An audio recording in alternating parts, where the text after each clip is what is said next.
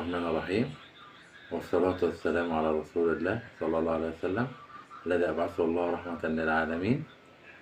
هنتكلم النهاردة عن لقاء الأهلي أمام شبيبة القبائل الجزائري في دوري أبطال أفريقيا. النادي الأهلي التشكيل المتوقع بالنسبة للنادي الأهلي، نتكلم عن النادي الأهلي الأول طبعا، وبعدين نخش نتكلم على فريق شبيبة القبائل الجزائري. التشكيل المتوقع بالنسبة للنادي الأهلي: حارس المرمى طبعا محمد الشناوي حارس مرمى مصر الأول. خط الدفاع أحمد نبيل كوكا. باك شمال محمد هاني. باك يمين ياسر إبراهيم وياسين مرعي. في نص الملعب إليو ديانج الدبابة المالية. جنبيه مروان عطية اللاعب المميز جدا جدا جدا جدا في نص الملعب بتاع النادي الأهلي. قدامهم هيلعب تريزيجيه. هيلعب ناحية الشمال هيلعب بن قلبي، وناحية اليمين أحمد السيد زيزو. في خط الهجوم هنا التركاية، هنا شريف بعيد عن مستواه جدا، راجع من إصابة، فالأفضل يلعب باللاعب الشاب حمزة عبد الكريم، لسه جاي من كأس عالم وقدم مباريات فوق الممتازة. هو الأفضل إن هو يلعب، أو ممكن يلعب طاهر، بس الأفضل حمزة عبد الكريم. وشهدت القايمة مفاجأة: عودة نجم النادي الأهلي الأول إمام عاشور، بس صعب يلعب من بداية المباراة. رجع بقاله يعني من 3 شهور. صعب جدا إمام يلعب، صعب. إن كان نفسي إمام يلعب، بس على حسب سير المباراة ممكن ياخد له 10 دقايق، ربع ساعة، دي بتاعت المدير. هنتكلم النهاردة عن لقاء الأهلي أمام شبيبة القبائل الجزائري في دوري أبطال أفريقيا. النادي الأهلي التشكيل المتوقع بالنسبة للنادي الأهلي، نتكلم عن النادي الأهلي الأول طبعا، وبعدين نخش نتكلم على فريق شبيبة القبائل الجزائري.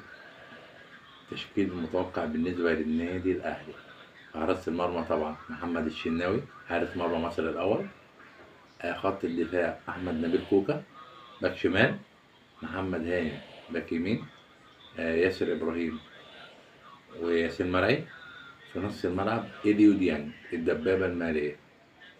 جنبيه مروان عطية اللاعب المميز جدا جدا جدا جدا في نص الملعب بتاع النادي الأهلي.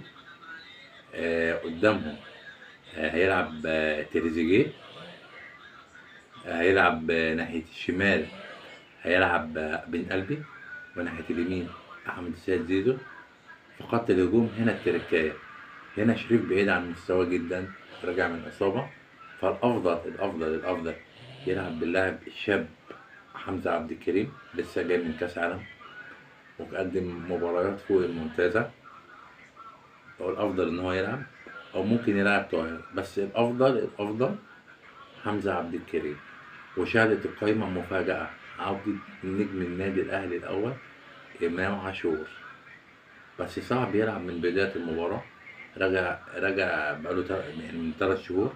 صعب جدا إمام يلعب، صعب. إن كان نفسي إمام يلعب، بس على حسب سير المباراة ممكن ياخد له 10 دقايق، ربع ساعة، دي بتاعت المدير الفني. هنتكلم دلوقتي على فرقة شبيبة القبائل الجزائري. فرقة قوية لا يستهان بها إطلاقا. أولهم نجم الفريق الدفاع ورا زين الدين بالعيد. زين الدين بالعيد لعيب مميز جدا جدا جدا جدا جدا جدا جدا. خد فترة تجربة احترافية ليست بالسليمة، يعني قعد فترة قصيرة جدا ورجع، ما كملش تقريبا سنة أو سنتين ورجع تاني.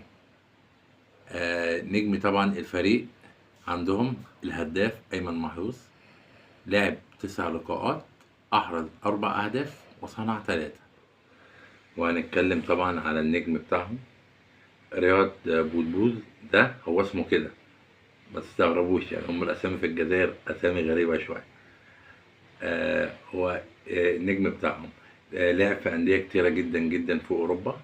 لعب في سانت إيدان في الدوري الفرنسي، ولعب في أندية في الدوري الفرنسي كتير، ولعب في الدوري الأسباني في ريال بيتيس، ولعب في سيرتا فيجو، ولعب في أندية كتير جدا. وبعدين رجع على شبيبة القبائل. هو بيلعب مركز 10، صانع ألعاب، صانع ألعاب مميز جدا جدا جدا، وبيميل ناحية اليمين، جناح يمين. طبعا هيبقى في شغل كتير على أحمد نبيل كوكا وبن شرقي. بن شرقي لازم يرجع يساعده دفاعيا. وعندهم طبعا النجم بتاعهم أيمن محروس. ده مهاجم مرعب مرعب مرعب مرعب حرفيا. لعب 9 لقاءات، أحرز 4 أهداف وصنع 3. هداف هداف مرعب، وترديد شبيبة القبائل في الدوري الجزائري الثامن. وعندهم المدرب الألماني بتاعهم جوزيف، مدرب ألماني مميز جدا جدا، ودرب أندية في أوروبا كتير، وليه تجربة في السعودية ما نجحتش إلى حد ما، ورجع على شبيبة القبائل ومقدم معاهم الموسم اللي فات موسم ممتاز. خلاهم التاني في الدوري. مدرب محنك. وبالتوفيق إن شاء الله للنادي الأهلي، والتوفيق يكون حالفنا. وأشوفكم في فيديو بعد أوصيكم الاشتراك واللايك والشير بعد إذنكم، وشكرا لكم يا أصدقائي. نتقابل في فيديو جديد. باي باي.